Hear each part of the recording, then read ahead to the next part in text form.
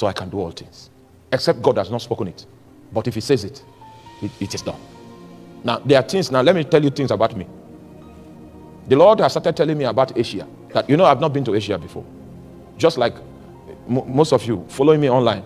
You remember when I said I've never been to the US before? That, watch it. Then I had no visa. I had nothing. All I had was an encounter that God was sending me to the US. And if it's part of his agenda, then there is grace to sponsor it. So I came on the pulpit and said, you know what? I'm going to be in America. No visa. And on the day we went to the embassy for visa. Jesus Christ. It was like a war front. If fear was an inhabitant of the earth, he was in that embassy. Fear. It was tangible. You could touch fear. And see people were going for a firing squad. I said, what's going on? Even if you came with a little faith, the quotient of fear was intense. It will sap your own faith. You'll become naked. So I was close to the interviewer. And one guy was in front of me. They asked him, where do you want to go in the US? He says, going to Disneyland in California. Disneyland. The man unchecked the system. Yeah. But you are only booked for 3 hours. He said, well, he was. Then I saw him. His leg began to move like this. May the Lord see. May you never be in a situation where your legs will move like that. And that's how they sent him out. The man said, I'm confused. Your story is different from what I'm seeing on the system. Jesus. And as he was saying that, the rest people on the line, high blood pressure. They need a doctor there with a machine to be taking people's blood pressure.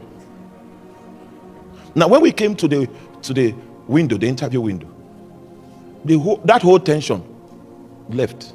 The grace, the economy of grace started working because there's a purpose. Oh my. Have you seen it in the spirit? It's not up to your resources to make it come to pass. It's up to his resources. It's up to his riches. So if you understand the economy of grace, you will consider it done. The circumstances were different for us. In fact, after 1-2 questions and I answered, the man said, you want to go to Minnesota? It's very cold. Do you have cold clothes for these children? It's a cold place. I knew that the interview had ended. I said, well, I heard it's a cold place. Said, I'm telling you, if I knew it was this cold, because yesterday night in prayer, I just touched my phone. It was minus 30. Jesus. So now I understand what the man was saying, actually. The riches. If your eyes are not open, you will not see it. You will complain like normal people.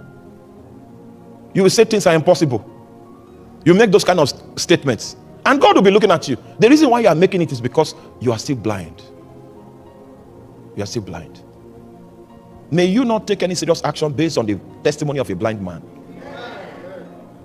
Yes, you are still blind. Because when the eyes of your understanding are open, you will see the riches of the glory of his inheritance in the saints.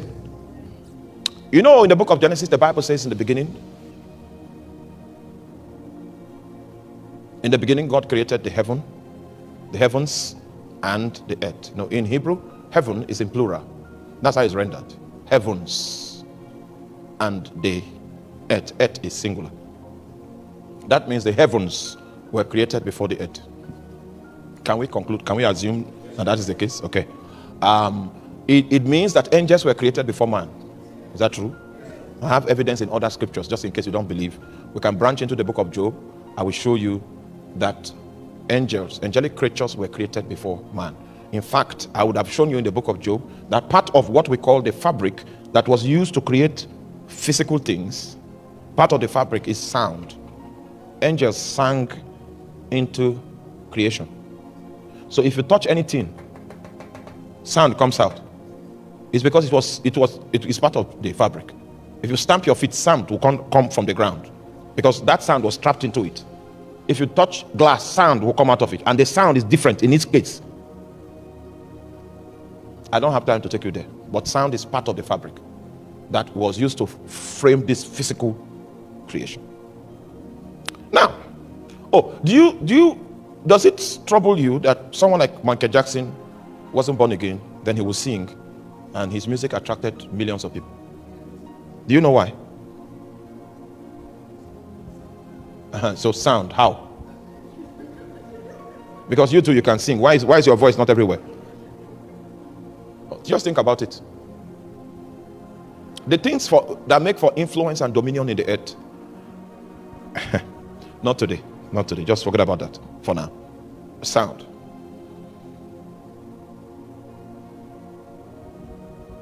Some of this sound that makes some of those music came through inspiration. Is it true?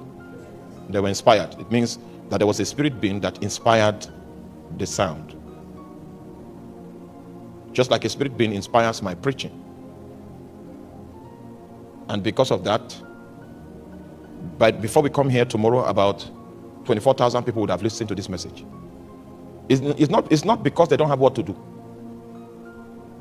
but they are compelled to listen to it.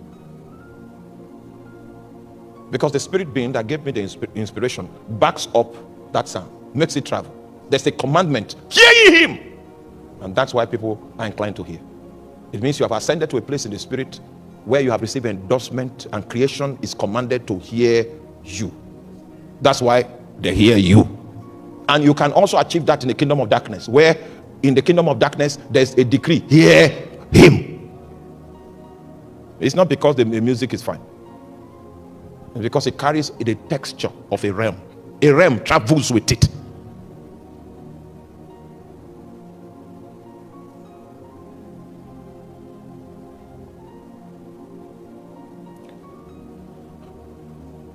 So when creation took place, the heavenly realm was created before the earthly realm.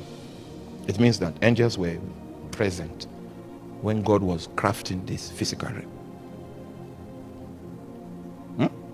They were present. They saw the dimension of the power of God that was manifested during creation. And anytime angels measure the power of God, they measure it according to what they saw in creation. It is because of that estimate that Satan felt he could stop Jesus from rising from the dead. Because he had an estimate, he had a perception of God's potency. That if 1/3 of the angels that fell come together and put their strength together, they can actually stop Jesus from rising from the dead. The Greek word that was used in the defeat of the enemy that was achieved through the resurrection of Jesus is akwedomai. When the Bible says he had spoiled principalities, the words, go and check it, akwedomai. Akwedomai is a description of Roman military surrender protocol. When the Romans come to your doorpost and they defeat you in battle, if the commander of the vanquished side wants the slaughter to stop, he needs to strip himself naked, lie face down, put his weapon over his head like this. He will lie like this. And then the commander of the victor's side now comes and takes his equipment. So he's at his mercy. In fact, if they want him to leave, they would put the badge, the crest of the victor's nation in fire, and they will give him a tattoo. So that any day he removes his shirt, you will know he's existing as an act of mercy from that nation. That was the word that was used, akwedomai. That Satan, if God wanted to destroy Satan that day, he would have, I know you would have liked me, including me, I would have liked that option. But God is akwedomai, having spoiled principalities and power. So in resurrection, there was a dimension of power that was made available which superseded what was present in creation. Oh my God. You are not following me. Let me leave you. Let me leave.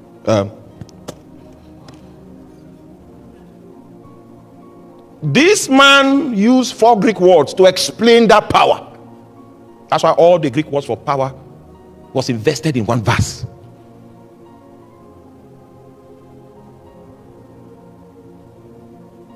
Kratos. Ischus was there. So describe the power that raised Jesus Christ from the dead. Angels don't know that power. They never saw it in creation. It was one of the mysteries of God, kept secrets in the foundation of the world.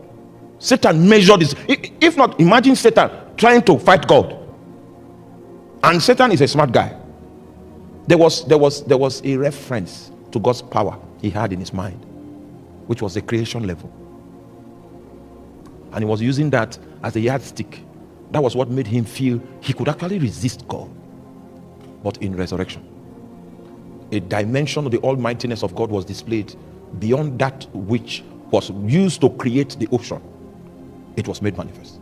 It was by this power that Satan now was spoiled. Acque domai. And there's something my father in the Lord says. Satan's situation has not changed till today. He's still in that state till now.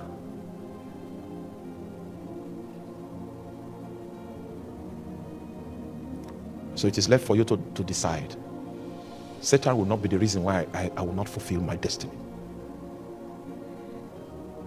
Are you convinced? Now you are ready.